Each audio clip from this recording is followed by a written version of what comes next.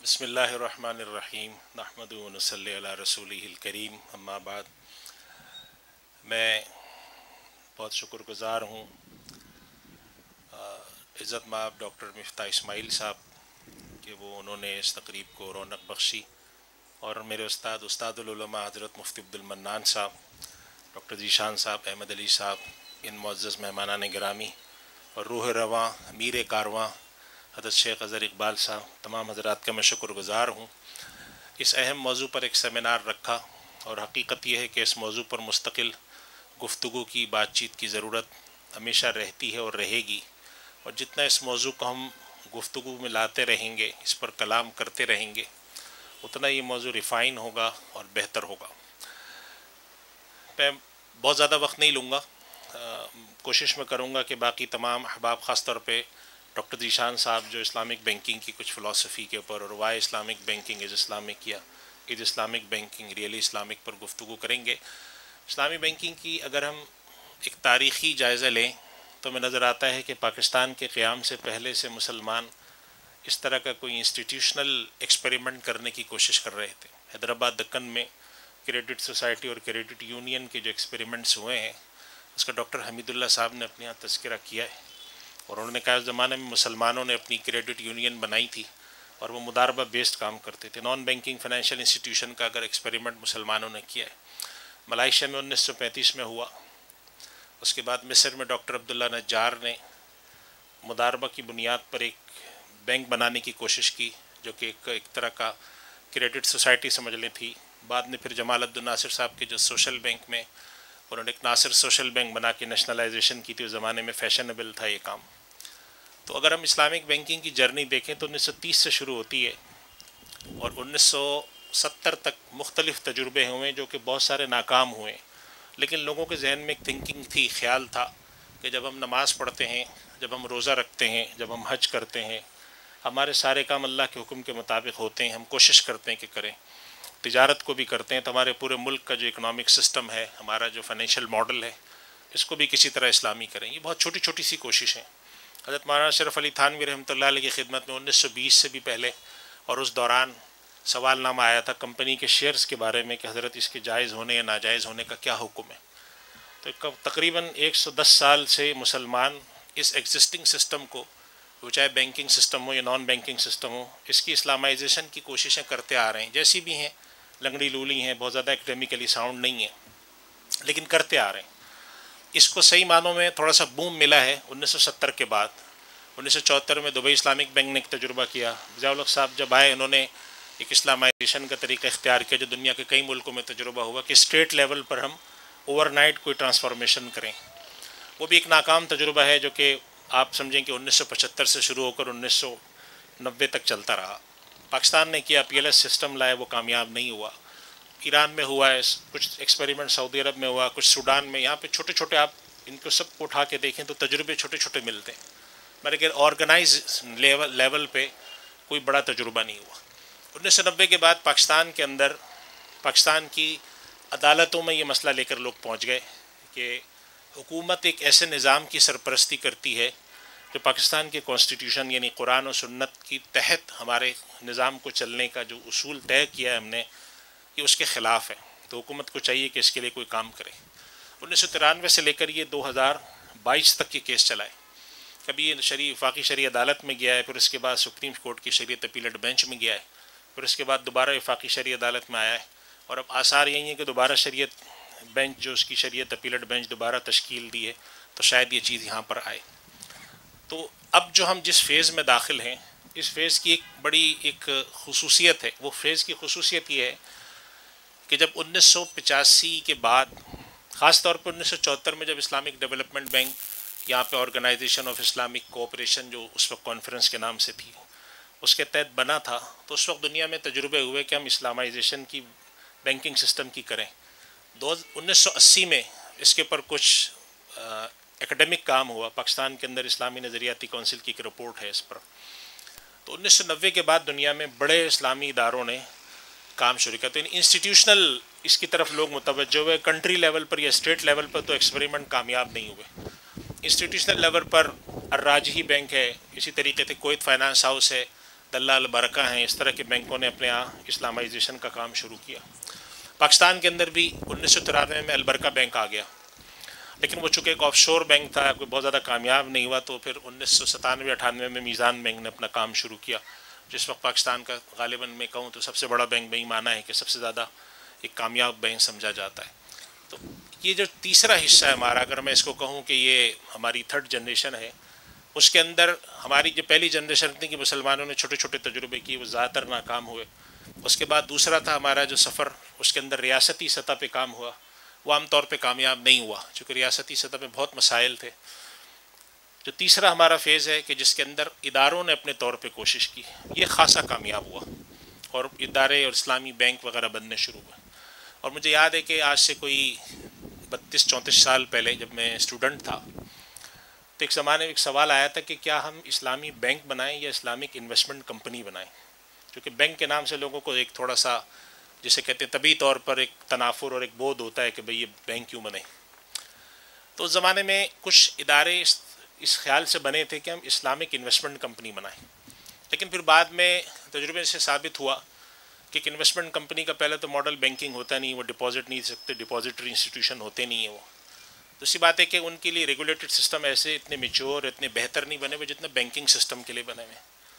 اور تیسری بات یہ کہ اسلامی نظریاتی کونسل اور انٹرنیشنل اسلامک فقہ اکیڈمی وغیرہ یہ طے کر چکے تھے کہ جو بینک کا بنیادی تصور ہوتا ہے کہ ادھر ایک جگہ سے پیسے لے کے دوسری جگہ پیسے دینا، یہ بنیادی تصور اسلام میں منع نہیں ہے، اس کے طریقہ کار غلط اور صحیح ہو سکتے ہیں، لہٰذا اس کے طریقہ کار کو تبدیل کر کے اگر آپ اسی سسٹم کے اندر کچھ موڈیفیکیشن کریں تو یہ کام ممکن ہے۔ یہ تقریباً آج سے کچھ 40 سال پہلے کی خاصی لمبی ایکڈیمک ڈبیٹ ہیں، جو کہ آپ کو مختلف اداروں میں پی ایچ ڈی کی شکل میں، کہیں پر کوئی ریسرچ کی شکل میں مل جاتی ہیں۔ اس کے بعد پھر یہ جنریشن جو ہماری تھرڈ جنریشن ہے شروع ہوئے اور ادارے بننا شروع ہوئے، اور پاکستان کے اندر جو امتیازی خصوصیت ہے وہ یہ ہے کہ پاکستان میں عدالتی کارروائی بھی شروع ہوئی، اور عدالت میں حکومت جا کے ہمیشہ کہتی تھی کہ ہمارے پاس وسائل بھی نہیں ہیں، نہ ہمارے پاس کوئی ماڈل ہے، ہم کیا کریں۔ اس دفعہ جو 2022 میں عدالت، وفاقی شرعی عدالت کے پاس کیس گیا، تو انہوں نے کہا ہمارے پاس 2002 سے 2022 کے 20 سال کے عرصے میں اسلامک بینک بن چکے ہیں اور ان کے تجربے کامیاب ہوئے ہیں، تو اب آپ کے پاس یہ کہنے کا عذر نہیں رہا کہ ہم کیا کریں، کیسے چلائیں۔ نتیجے میں انہوں نے یہ کہا ہے کہ آپ ٹرانسفارمیشن کریں اور 2027 کے آخر تک آپ یہ لازمی پوری کر لیں۔ یہ اس وقت تک پاکستان کی جرنی یہاں پہنچی ہے۔ دنیا کے بہت سارے جو اسلامی ملک ہیں ان کے اندر اسلامی بینکنگ کی مختلف صورتحال ہے، کہیں پہ زیادہ ہے، کہیں پہ کم ہے، جسے ہم پینیٹریشن کہتے ہیں۔ ملائیشیا وغیرہ میں 30% سے زیادہ ہے، پاکستان میں 20-25% کے درمیان ہے، دنیا کے بعض ملکوں میں اس سے کچھ کم ہے، بعض میں اس سے کچھ زیادہ ہے۔ تو اب یہاں پر ایک سوال آتا ہے جو کہ اہم سوال ہے کہ ہمیں کرنا کیا چاہیے، آگے ہم کیسے جائیں۔ تو دیکھیں اس کے دو طریقے ہوتے ہیں، ایک تو ہوتا ہے عوامی طریقہ کہ آپ احتجاج کریں اور بینر لے کر آئیں، یہ طریقہ بھی ٹھیک ہے اور ہونا بھی چاہیے، اس سے لوگوں پر، حکومتوں پر ایک پریشر ڈیولپ ہوتا ہے اور عوامی ڈیمانڈ کا پتہ چلتا ہے، عوامی مطالبے کا کہ لوگ یہ چاہتے ہیں۔ اور دوسرا اس کا ایک سنجیدہ طریقہ ہے۔ دنیا میں سارے کام کرنے کے اصل طریقے تو سنجیدہ ہوتے ہیں، باقی یہ ساری چیزیں تو ہوتی ہیں اسٹریٹ پاور وغیرہ، اس سے کچھ نہیں ہوتا سوائے ایک پریشر ڈیولپ ہونے کے۔ سنجیدہ طریقہ یہ ہے کہ اس کے اوپر کام کیا جائے سنجیدگی سے کہ ہم ٹرانسفارمیشن کیسے کر سکتے ہیں۔ تو اس وقت جو ذاتی طور پہ آپ مجھ سے پوچھیں کہ اس وقت دنیا میں پہلا اور واحد اکیلا ایک اسلامی بینک پاکستانی ہے جو اس کی کوشش کر رہا ہے کہ ہم اسٹیٹ لیول پر کریں، جیسی بھی کر رہا ہے، پوری کر رہا ہے نہیں کر رہا ہے ایک الگ بحث ہے، لیکن اس کے علاوہ کوئی بھی اسلامی ملک ایسا نہیں نظر آتا جو تھوڑا قابل ذکر ملک ہو جس کے یہاں اسٹیٹ لیول پر کوئی اتنی سنجیدہ کوششیں ہوں۔ بہت سارے ہیں وہ چاہتے ہیں ہم پیرالل سسٹم کو ایز اٹ از چلائیں، یعنی ایک ہمارا کنونشنل بینکنگ بھی ہو اور ایک اسلامی بینک بھی ہو۔ کچھ کا خیال یہ ہے کہ ہم کچھ عرصے تک چلائیں، جب ہمارے بازو مضبوط ہوں تو پھر ہم میدان میں آئیں۔ تو ایک بات یہ ہمیں ذہن میں رکھنی چاہیے کہ یہ جو کنورژن اور ٹرانسفارمیشن ہے یہ کوئی اتنا آسان کام نہیں ہے کہ ہم صبح اٹھیں تو خود بخود ہو جائے، اس کے اندر بہت ساری مشکلات ہیں، اور پھر پاکستان جیسے معاشی حالات والے ملک میں جس میں انٹرنیشنل ڈونرز کا بھی بڑا ایک مسائل ہیں، پھر انٹرنلی ہمارے یہاں بہت سارے ایسے لوگ ہیں جو سود کے نظریے کو مانتے نہیں ہیں، وہ کہتے ہیں سود حرام نہیں ہے، سب صحیح ہے، یہ مولوی صاحبان کا بلا وجہ کا شور شرابہ ہے۔ تو اس طرح کے حالات میں کہ جب آپ کے پاس مختلف نظریات والے لوگ ہوں، مختلف ڈائنمکس ہوں، تو ٹرانسفارمیشن یا کوئی بھی کام بسا اوقات توقع کے مطابق نہیں ہوتا۔ تو یہ بات ذہن میں رکھنی چاہیے کہ تمام تر کوششوں کے باوجود بہت ساری کوششیں بھی ہونی باقی ہیں اس سفر میں، نمبر ایک بات۔ دوسری بات یہ ہے کہ ہم لوگ جس خطے میں ہیں یہ دنیا کا ترقی پذیر علاقہ کہلاتا ہے، پتہ نہیں ترقی پذیر ہے یا نہیں ہے، لیکن بہرحال ڈیولپنگ کنٹریز کہلاتے ہیں. اور یہاں پہ مسئلہ ہی ہوتا ہے کہ یہاں کے لیگل اسٹرکچر بڑے پور ہوتے ہیں، اور وہ رکھے بھی جاتے ہیں تاکہ لوگوں کو بہت کچھ کرنے میں آسانی رہے، اور اس کے نتیجے میں ہمارے یہاں گورننس کا ماڈل اچھا نہیں ہوتا. اسی طرح ہمارے یہاں ایفیشنسی کے اور اس طرح کی جو چیزیں بڑے مسائل ہوتے ہیں. تو یہ بھی ذہن میں رکھنا چاہیے کہ بہت سارے لوگوں کا اسٹیک یہ بھی ہوتا ہے کہ جب آپ چیزوں کو اسلامی کریں گے تو بہت سارے غلط کام چھوڑنے پڑیں گے. تو بہت سارے غلط کام چھوڑنے کے اندر بعض وہ لوگ بھی شامل ہیں جو بالکل حلال کام کرتے ہیں، 5 وقت کے نمازی ہیں اور حج کرنے بھی جاتے ہیں، عمرہ کرنے بھی جاتے ہیں، لیکن بعض غلط پریکٹسز ان کے سسٹم کا حصہ ہیں. مثال کے طور پہ انوائسنگ کے حوالے سے بہت ساری چیزیں. تو ایک بات یہ ذہن میں رکھنی چاہیے کہ معاشرے میں سے صرف سود کا خاتمہ کرنے سے معاشرہ کبھی بھی ٹھیک نہیں ہوگا. معاشرے کے اندر سے بدعنوانی کا خاتمہ بھی ضروری ہے، اور خاص طور پہ بد انتظامی. میں نہیں سمجھتا ہوں کہ پاکستان کا جو زیادہ بڑا مسئلہ بد انتظامی ہے، بدعنوانی بعد کا مسئلہ ہے. کیونکہ بد انتظامی اگر ہوتی ہے تو آپ کو بدعنوانی بھی صحیح سے کرنا نہیں آتی، وہ بھی خراب کرتے ہیں ہم. تو اس وجہ سے بہت سارے چیزوں کو سامنے رکھتے ہوئے توقعات چاہے آپ کی کتنی کم ہوں، ہم پابند ہیں کوشش کی. یہ بھی ایک بات ہے، میرے یہ ساری باتیں سنانے کا مقصد کوئی مایوسی پھیلانا نہیں ہے. وہ غالب کا ایک شعر ہے، اکثر ہم کہتے ہیں نا غالب کا ایک شعر ہے کہ سنبھلنے بھی دے مجھے ناامیدی کیا قیامت ہے، کہ دامان خیال یار چھوٹا جائے ہے مجھ سے. تو بسا اوقات حالات ایسے ہوتے ہیں کہ انسان سوچتا ہے کہ کچھ بھی نہیں ہو سکتا. تو یہ نہیں ہے. میں یہ کہتا ہوں کہ کوشش کے ساتھ ساتھ آپ کے سامنے یہ واضح ہو کہ میری کوششیں کتنی کامیاب ہوں گی اور اس کے لیے مجھے کیا کیا کرنا ہے.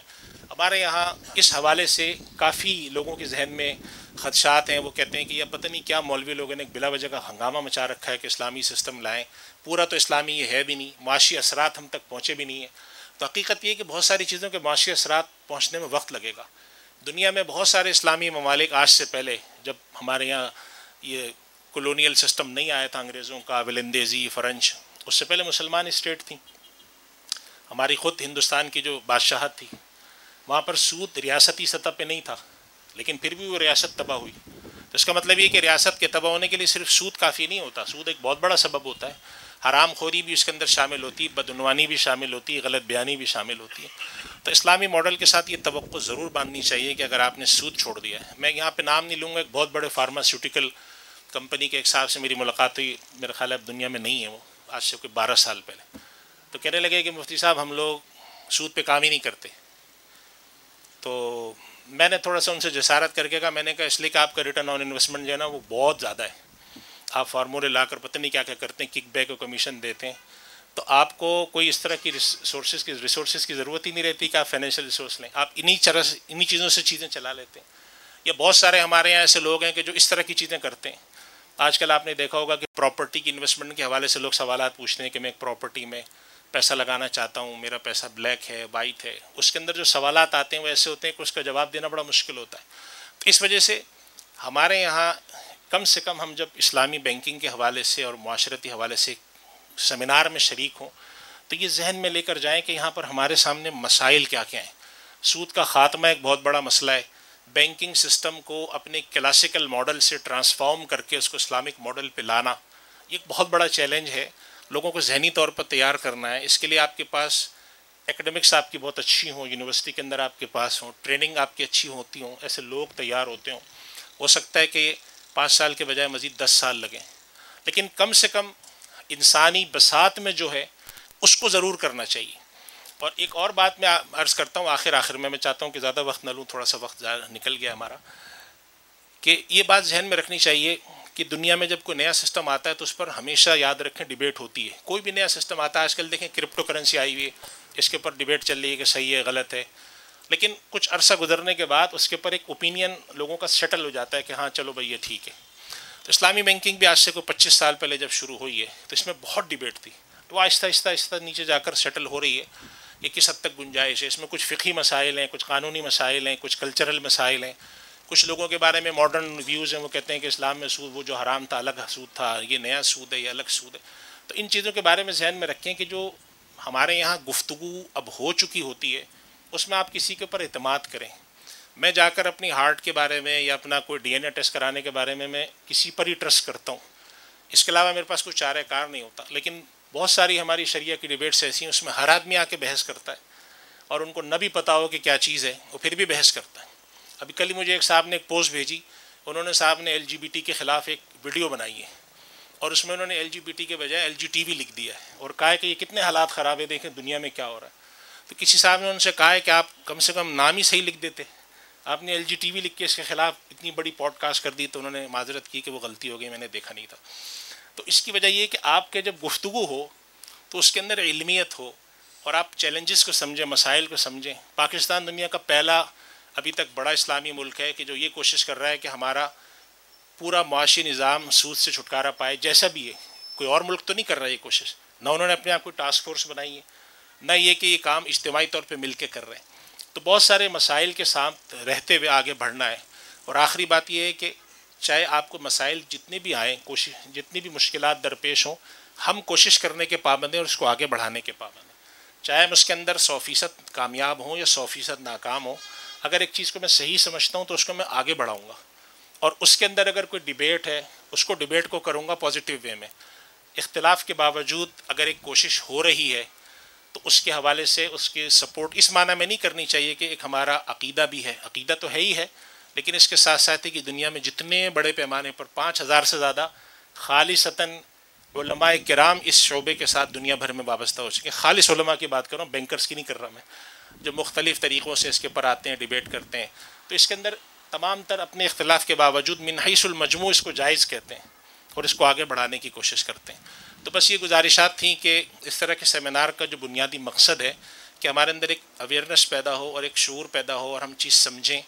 اس کے اندر اگر کوئی غلطی ہے تو کتنی ہے, ہمیں اس پر تنقید کرنی ہے تو کتنی کرنی ہے, اور ہمیں حمایت کرنی چاہیے یا نہیں کرنی چاہیے, اور مستقبل میں ہمارے آگے آنے والے وقتوں میں کیا ہوگا.